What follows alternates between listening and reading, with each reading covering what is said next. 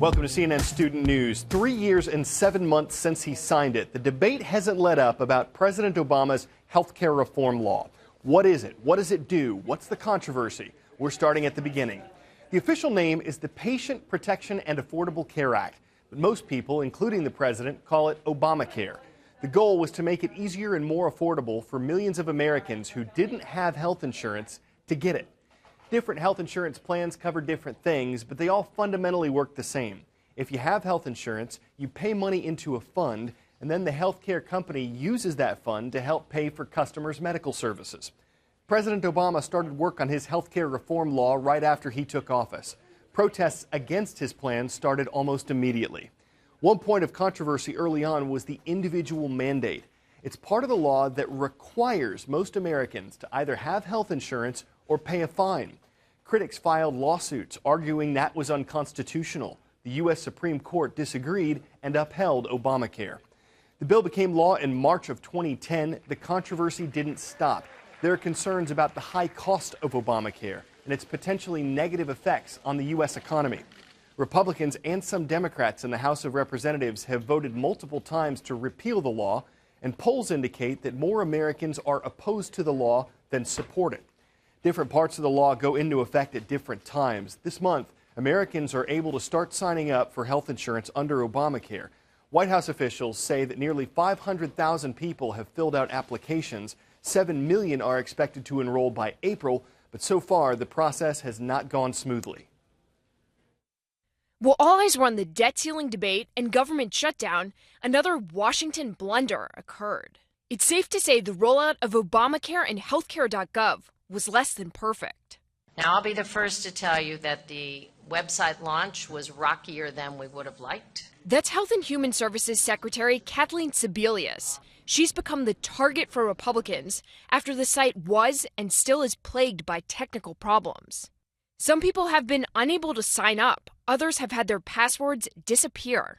Secretary Sebelius has had 3.5 years to launch Obamacare, and she has failed. The Republican National Committee has even launched a petition and Twitter campaign to fire Sebelius. This really calls into question the accountability and the leadership that's going on over at HHS in terms of not our taxpayer dollars, but the delivery of key services. As two House committees begin investigating the website launch, the administration backs the embattled Sebelius. The Secretary does have the full confidence of the President. But even some Democrats are critical of the rollout. Enormously frustrated. Meanwhile, efforts are underway to fix the problem. There are constant improvements underway so that we are getting people in much more quickly. We have a plan to go back and revisit people who may have had an unsatisfactory experience. It's time for the shout out. What ends on November 30th? If you think you know it, then shout it out. Is it autumn? The Major League Baseball season? Daylight saving time? Or hurricane season? You've got 3 seconds. Go. The Atlantic and Pacific hurricane seasons end every year on November 30th. That's your answer, and that's your shout out. One thing we want to point out, hurricanes can form at any time. The season, which starts on June 1st, is when hurricanes are most likely to show up. This year has been kind of a no-show, though. Forecasters were expecting an above-average season. In terms of tropical storms, sure. In terms of hurricanes, not even close, at least not so far. Some scientists are trying to explain it. From the air, the damage continues to leave many in awe.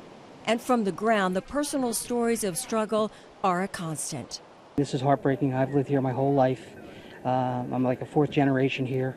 And like I said, this hole is devastating. That was a year ago, after Superstorm Sandy slammed into the northeastern United States. Today, the Atlantic hurricane season has been a dud. Take a look at the numbers. Only 2 hurricanes have formed in the Atlantic this year, and neither one has been a major hurricane, a Category 3 or greater. So what's the science behind the lack of hurricanes this year? that's going to be the question of the season. And I think there are a couple of culprits. There's been quite a bit of wind shear in the upper atmosphere. Hurricanes don't like wind shears. Experts also say a combination of dry air and dust from Western Africa could also suppress hurricane development. It's a bit odd to have a lack of activity, relatively speaking, in both the Pacific and the Atlantic. And so many people think there may be some type of atmospheric mode like the El Nino or the Arctic Oscillation. Some of our methods for projecting seasonal forecasts may not handle those very well. But with 6 weeks remaining in hurricane season, there's still plenty of time for storms to develop. And the factors that could have inhibited development earlier in the season may weaken or even disappear. It only takes one storm to make it a devastating season. 2 of the strongest hurricanes ever recorded in the Atlantic Basin, Hurricane Wilma and Mitch, occurred in mid to late October. I'll remind viewers that Superstorm Sandy or Hurricane Sandy happened on October 29th or so. We're not even to that yet. So we do have to keep our guard up. Kara McGinnis, CNN, Atlanta. Is this legit? The word smog comes from a combination of smoke and fog. It's true. That's what it means too. Fog mixed with smoke and usually some sort of chemical fumes. This is how bad smog can get. These pictures were taken on Monday during the day in Harbin, China. Smog was so bad in the polluted northeastern city that in some places people could only see about 30 feet in front of them. Roads were closed, planes were grounded, some students got out of school for a smog day. Tuesday's not looking much clearer. What's to blame? Factory pollution, lots of cars on the road, and people turning on their heaters as temperatures drop. Smog is common in northern China, also in Los Angeles, Washington, D.C. In Mexico City, also infamous for smog, the city is investing $20 billion to try to improve people's health. Part of that money is going toward what could be a structural solution, though it would come at an additional cost. A striking building on the Mexico City skyline, this hospital tower also has a very unique feature. It eats smog.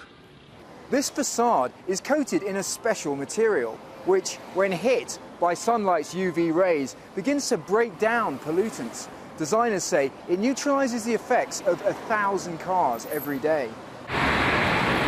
Although pollution levels have declined, Mexico City is still grappling with being a megalopolis and the intrinsic problems it brings.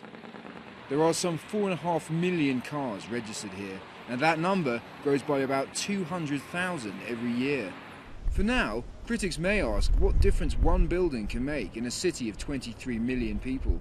We won't reduce significantly the levels of pollution for the entire city, but we do it significantly for a localized area where very high levels of pollution meet urban populations, so we're directly protecting people. And this, say the architects, is a model that can be applied to any city around the world. Nick Parker, CNN, Mexico City.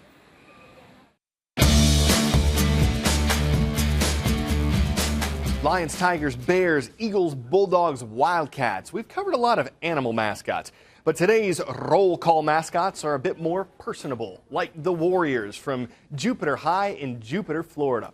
Pirates are people. We're checking in with the Fulton High Pirates in Middleton, Michigan, and we'll end on a high note, the Upland High Highlanders from Upland, California. The roll call is one way to get your school mentioned on CNN Student News. Another is with an iReport. And right now we're looking for a specific kind, pumpkins. If you're 13 or older, you can send us an iReport showing off your Halloween creativity.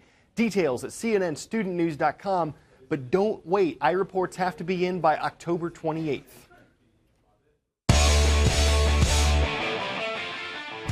When it comes to those iReports, we're looking for creativity. These guys are more about degree of difficulty, carving a pumpkin in 25 feet of water. Now, maybe you're a diver, maybe you don't think that's a big deal, but remember, pumpkins float, so you better have a gourd grip as you carve up your jack-o'-lantern. In fact, when the contestants surface, so do all their scraps. No pumpkin leftovers for the fish. The contest is all in good fun, but you might argue that it was rigged because, after all, every participant took a dive. And they'll never forget this scuba scene. They'll be thankful for the memories. That's all for today. We'll see you again tomorrow for more CNN Student News.